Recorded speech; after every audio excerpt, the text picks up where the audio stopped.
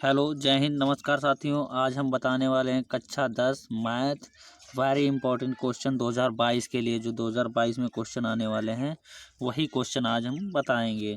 तो कह रहा है कि त्रिभुज का क्वेश्चन है। मान लीजिए त्रिभुज ए बी सी समरूप है त्रिभुज डी ई एफ और इनके क्षेत्रफल क्रमशः 64 सेंटीमीटर स्क्वायर और 121 सेंटीमीटर है। यदि ई एफ जो है वो 15.4 सेंटीमीटर स्क्वायर हो तो बी सी का मान ज्ञात करना है। तो सबसे पहले जब कह रहा है कि त्रिभुज ए बी सी, तो एक त्रिभुज ए बी सी बनाएंगे त्रिभुज ए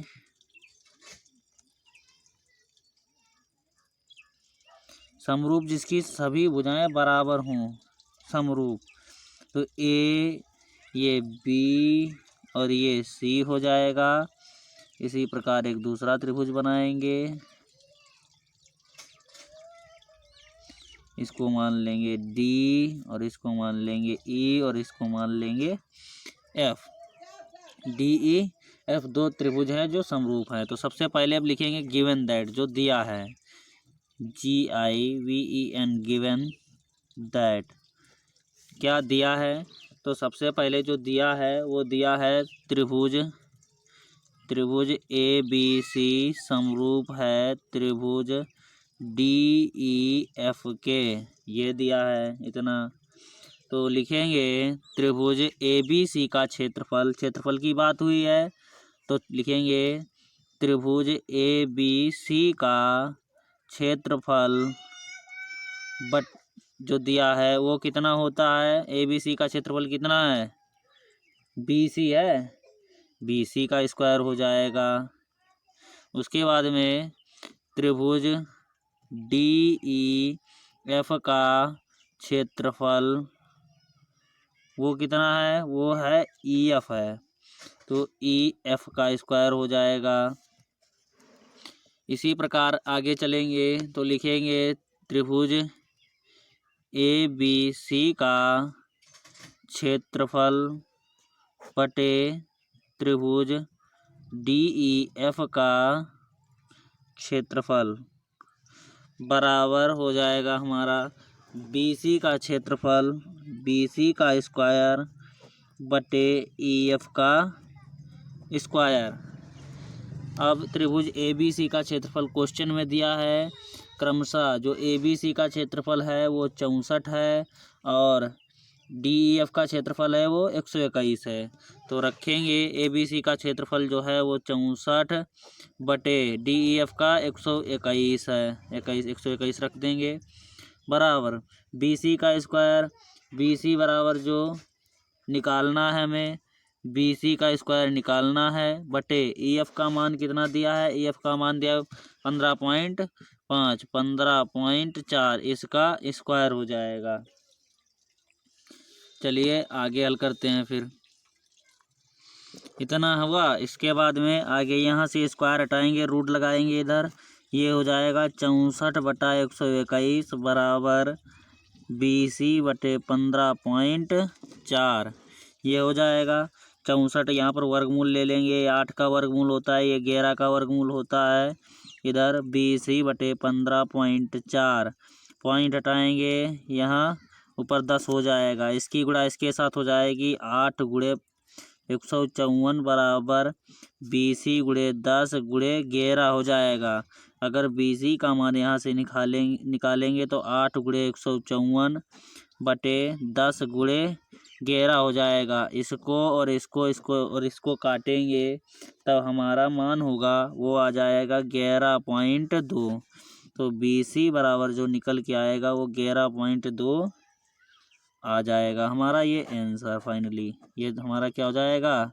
आंसर हो जाएगा। चलिए अगला क्वेश्चन बताते हैं। फिर अगला क्वेश्चन है कि एक समलंब ए बी सी डी जिसमें ए बी समांतर है डी सी के विकर्ण परस्पर बिंदु ओ पर प्रतिच्छेद करते हैं। यदि ए बी बराबर 2CD, ये कंडीशन दी गई है, ए बी बराबर 2CD हो तो ए ओ बी, त्रिभुज ए ओ बी और त्रिभुज सी ओ डी के क्षेत्रफलों का अनुपात पूछा गया है। क्षेत्रफल का अनुपात पूछ रहा है। तो चलिए एक समलंब बनाते हैं। सबसे पहले लिखेंगे हल और उसके बाद में समलंब बनाना है, तो एक समलंब बनाएंगे।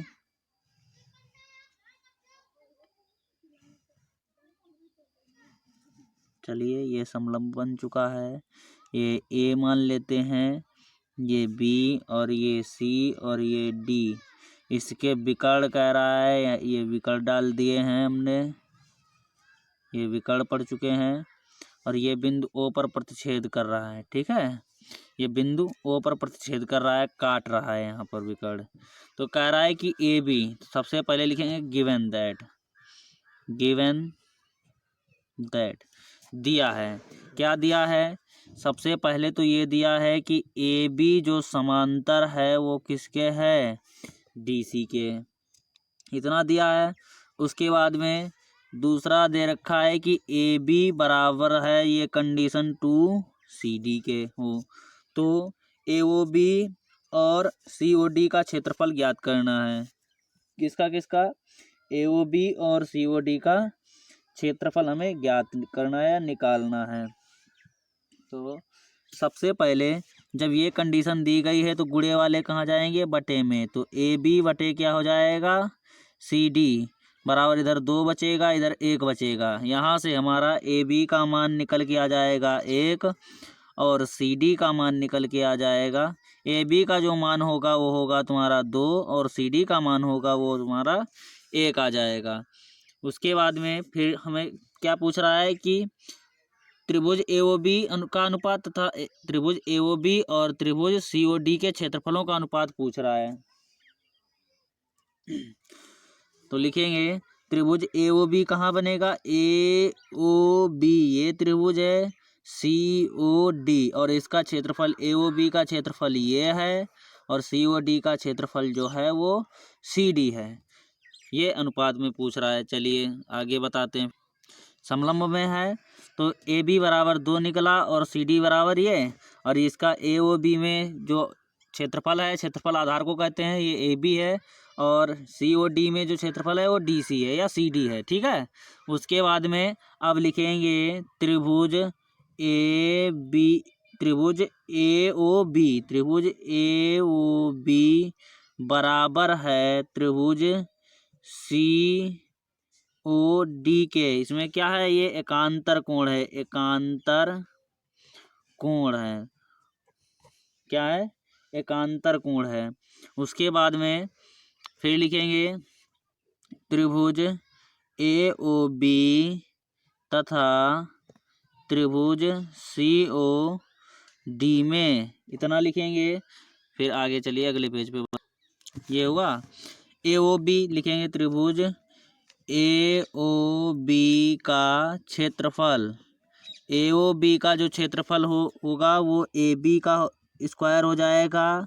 उसके बाद त्रिभुज सी ओ डी का क्षेत्रफल जो होगा वो हो जाएगा तुम्हारा डी सी या सी डी का स्क्वायर। ठीक है, चलिए उसके बाद में बटे में रखते हैं इसको। त्रिभुज ए ओ बी का क्षेत्रफल बटे त्रिभुज सी ओ डी का क्षेत्रफल बराबर, इसका ए बी का स्क्वायर हो जाएगा और इसका डी सी का स्क्वायर हो जाएगा। अनुपात पूछ रहा है तो यहाँ पर ये ऐसे रहेगा। ए बी का मान कितना था? वो निकला था 2, और डी सी का स्क्वायर मतलब डी सी का मान जो निकला था वो 1 निकला था। इसी प्रकार यहाँ 2 दूना 4 हो जाएगा और 1 का वर्ग करेंगे 1 ही रहेगा। ये त्रिभुज ए ओ बी का क्षेत्रफल बटे ये त्रिभुज सी ओ डी का क्षेत्रफल है। अनुपात में निकालना है तो लिखेंगे त्रिभुज ए ओ बी का क्षेत्रफल अनुपात त्रिभुज सी ओ डी का क्षेत्रफल बराबर, इसका अनुपात करेंगे 4:1। यही तुम्हारा आंसर हो जाएगा। चलिए जय हिंद, नमस्कार। और ये वीडियो अच्छा लगा हो तो वीडियो को लाइक करें, चैनल को सब्सक्राइब करें।